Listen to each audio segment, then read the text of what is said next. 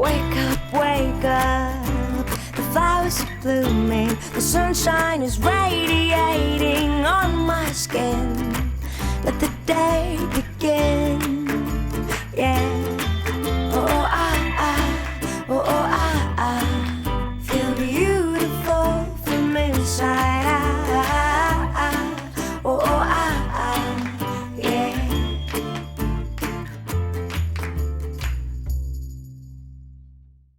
Hello, I'm Edwin Raffi, and welcome to InPsychful, coming to you from Boston, Massachusetts.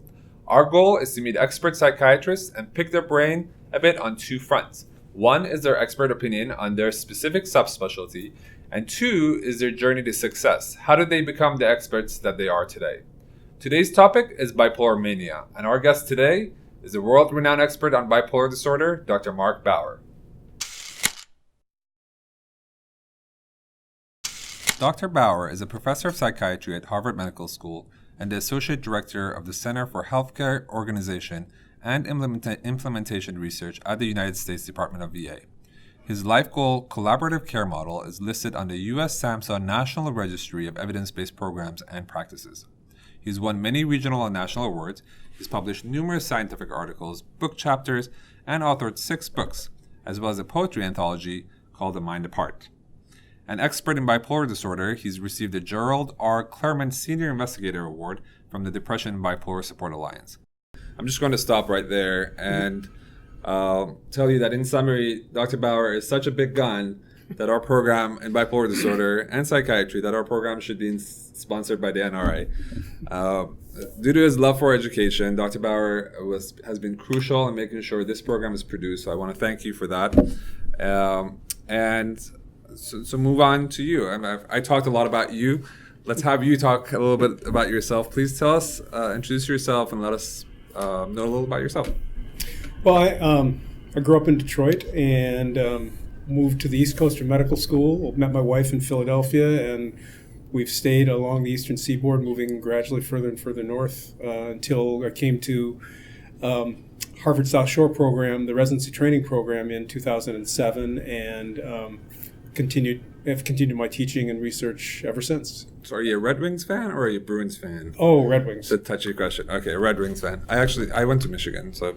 Oh, that's right. Yeah, I also love the Red Wings, but we won't say that here very out loud. So I realized we both have a Michigan connection.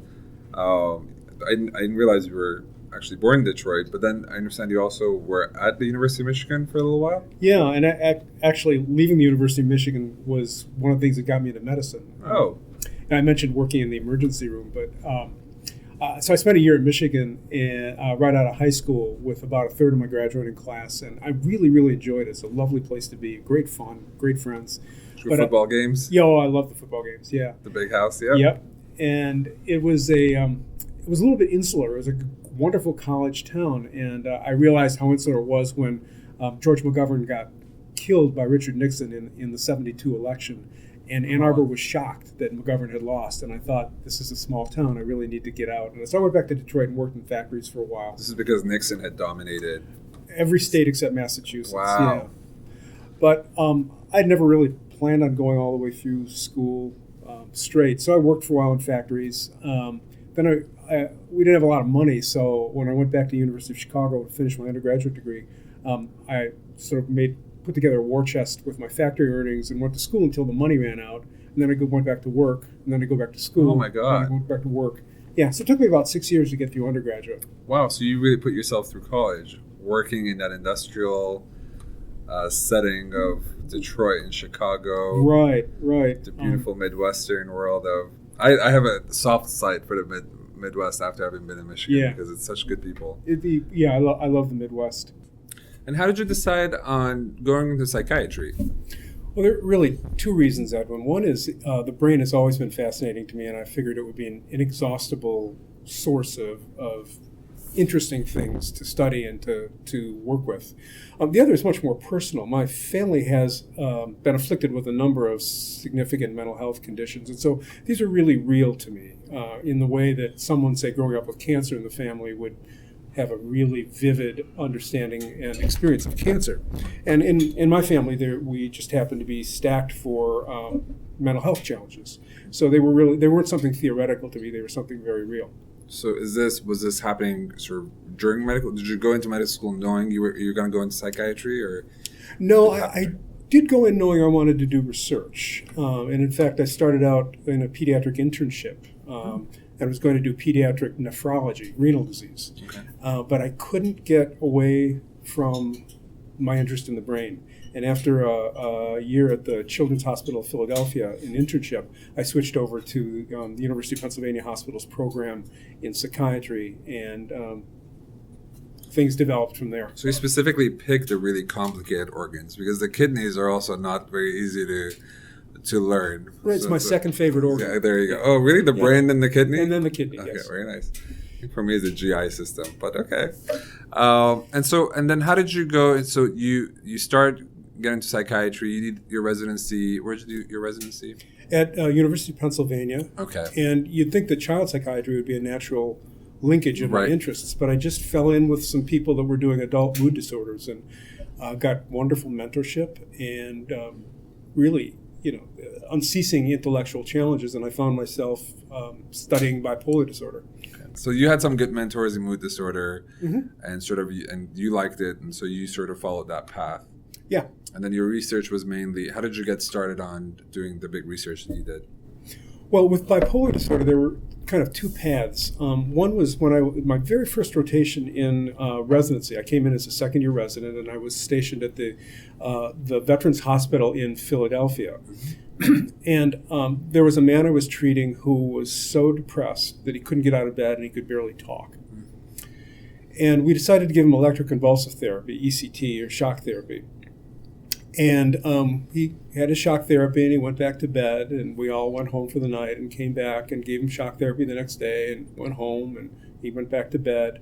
And then one day I walked into onto the ward, and this man I didn't recognize came and embraced me with a bright red turtleneck and said, "Doc, how are you?" And I looked again, and it was the guy that couldn't get out of bed the day before and the day before and the day before. And what had happened had been this fellow had flipped into a manic episode with the ECT treatments. So his depression had been totally cured, and we overshot into a manic episode. And I thought, there's something very simple going on, and this is a fascinating illness that I'd like to know more about.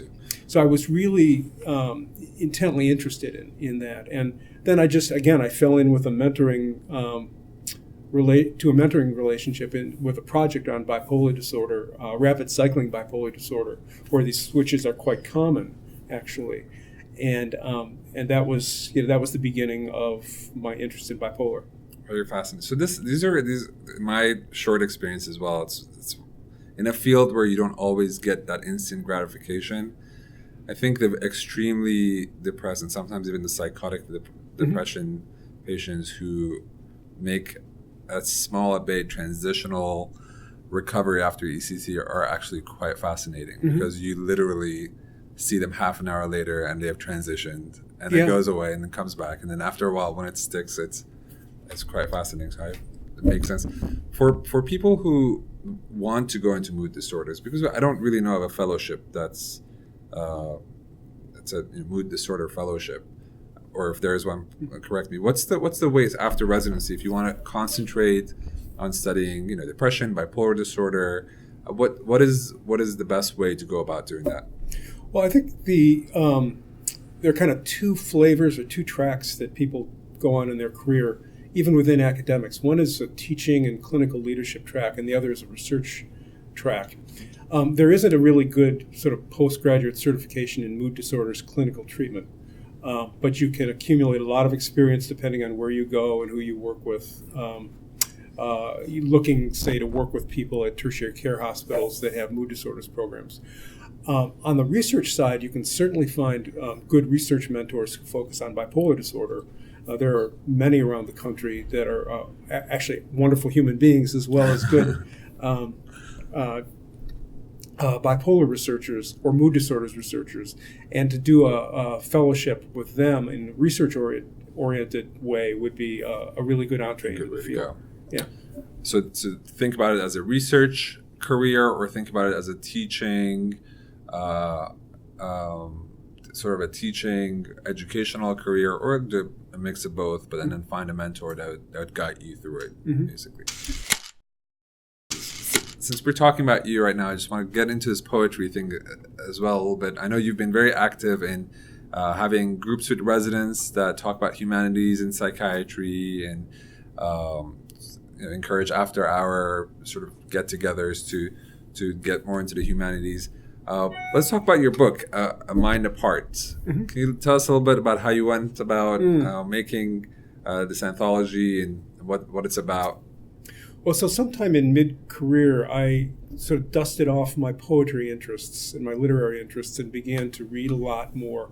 I hate to admit this, but I went for probably 2 decades without reading any fiction, without reading any literature. I was building my career. I was developing my family. Things were very busy, and I had forgotten that part. But as the kids got a little older, I got a little bit more time to myself and a little bit more discretionary time, and I could pick back up these interests. And I was living in Providence at the time, and I was on faculty at Brown University, and I was at the Providence Veterans Hospital. And I'd been very involved with the Depression and Bipolar Support Alliance chapter there. That's a very, very solid, reputable international group of people with lived experience of mood disorders. And they asked me to do a poetry reading relevant to mental health at the juncture of National Poetry Month, which is April, and National Mental Health Month, which is May. Oh.